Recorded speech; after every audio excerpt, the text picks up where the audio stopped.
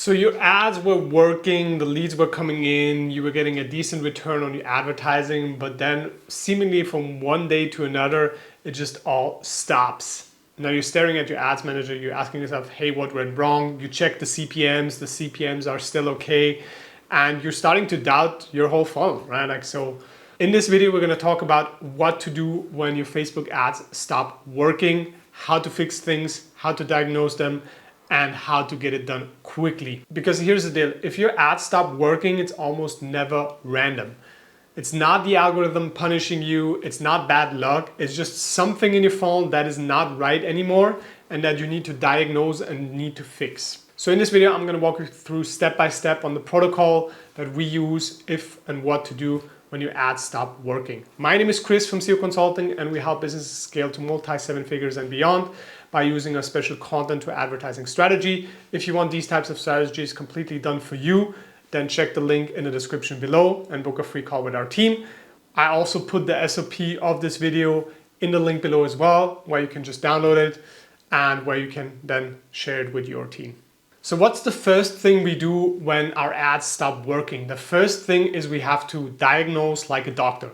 You have to go through all of the steps in your funnel, step by step, look at them and find the bottleneck. So first you want to check the CPMs, right? Like how much are you spending per ad? Sometimes when there is holidays, when there's Q4s, when there's like special events like elections and stuff like that, the costs just go through the roof, and that's completely normal, right? And you have to stomach that cost for a couple days, or you can use bid cap campaigns to manage those costs. But sometimes there's just nothing you can do when the costs go up. But then you want to look at all of the other following numbers and compare them to benchmarks or compare them to past performance of your ads, right? So click-through rate about 2%.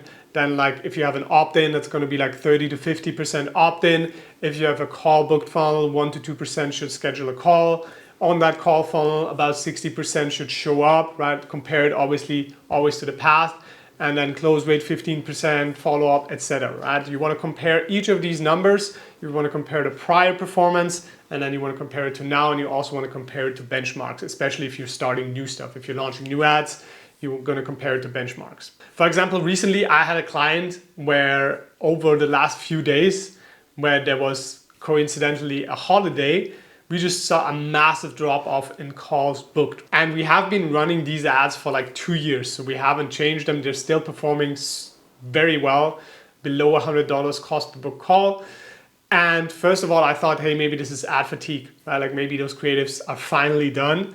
But it just turned out to be that there was a holiday, so I kept it going for a couple more times. And I saw actually on the funnel page, instead of giving 1.7% of them booking a call, we got only 0.8% of people booking. So the call booked percentage dropped by 50%, right? Which naturally explains the drop off in booked calls. Now we could make the hypothesis that our page is actually losing its effectiveness, but you always want to check it over a couple of days. So after just 3 days, the calls got back up, we got the same numbers, now we're back on benchmark and everything works fine. So you have to dive into each number separately.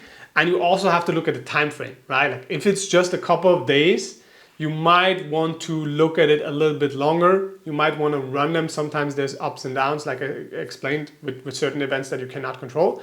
But if you're sure what it is, then you will need to tackle it, right? So after the diagnosis, for example, if you see a low click-through rate, you might want to refresh your creatives, right? You might want to rework the copy, especially new videos, new images is going to be what is going to change this, right? New hooks, new angles, try different ads basically.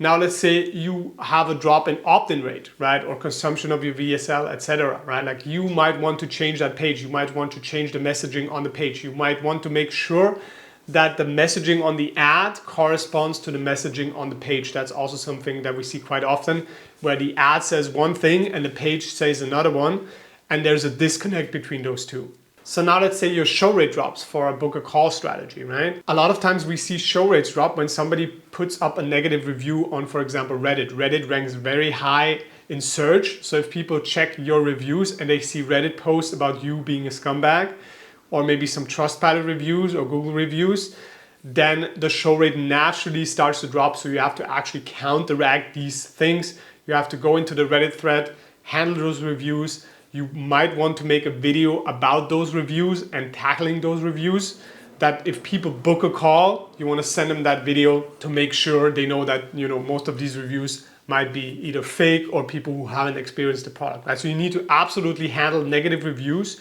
because they will just kill your show rate. What you also want to do if your show rate drops is you want to feed them valuable content prior to the call. So that means hammering them with video content via retargeting, sending them a lot of valuable emails, and these have to be valuable.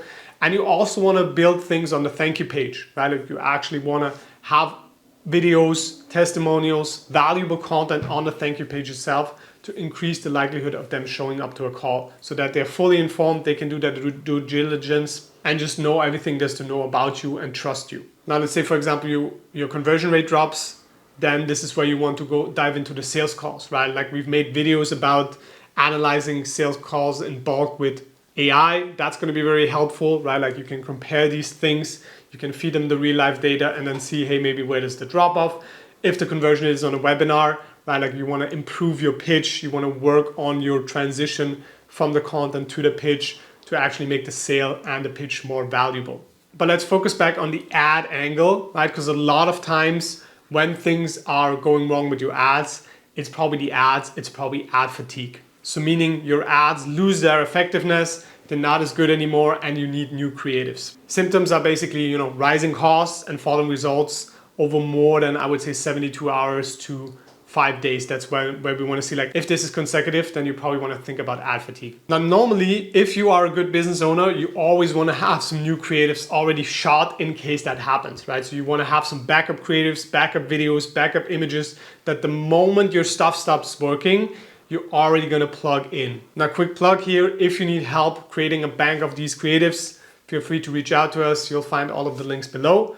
We'll help with that strategies and we'll help you scale your business with right Facebook ads. But in general, you want to have multiple creatives ready to go, especially nowadays with ChatGPT making exceptionally good image creatives. You have just zero excuse to not have like 20 image creatives just ready to go in case one stops working. Now, sometimes ad fatigue is just on a campaign level. Sometimes it just helps duplicating the campaign and relaunching it. That can sometimes help reset the algorithm and the campaign works fine. But if it's not, you want to have new angles and new creatives that you can launch instantly. Sometimes campaigns also break because you're scaling too fast, especially at a lower spend, right? So if you're spending $100 and you crank it up all the way to 1,000, that's going to break and reset the algorithm. So normally you have two ways of scaling your campaigns.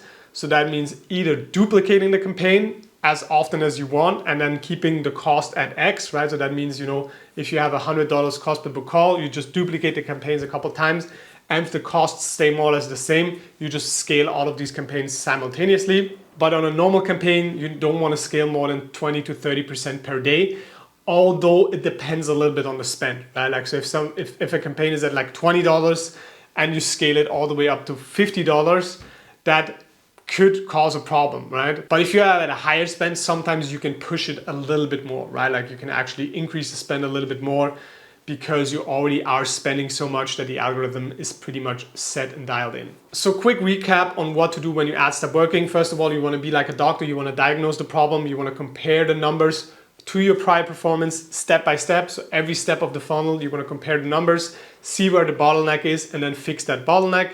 If the bottleneck is indeed your ad creatives, you want to have that bank and library of creatives that you can just use from day one.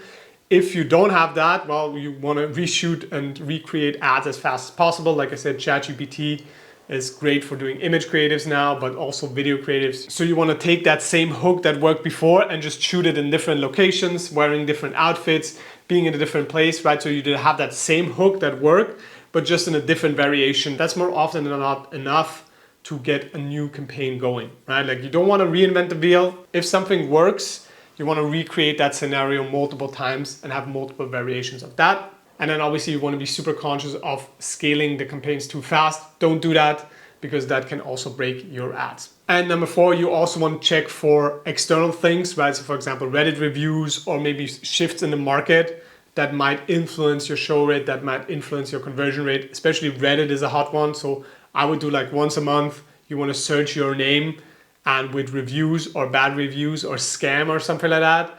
And you want to make sure there's no such posts in place. Now, if you want to scale your business completely done for you by us, you'll find a link in the description below. You'll also find a link in the description below about the SOP on what to do when ads stop working. And YouTube thinks you will like this video, so watch it and we'll see each other in the next video.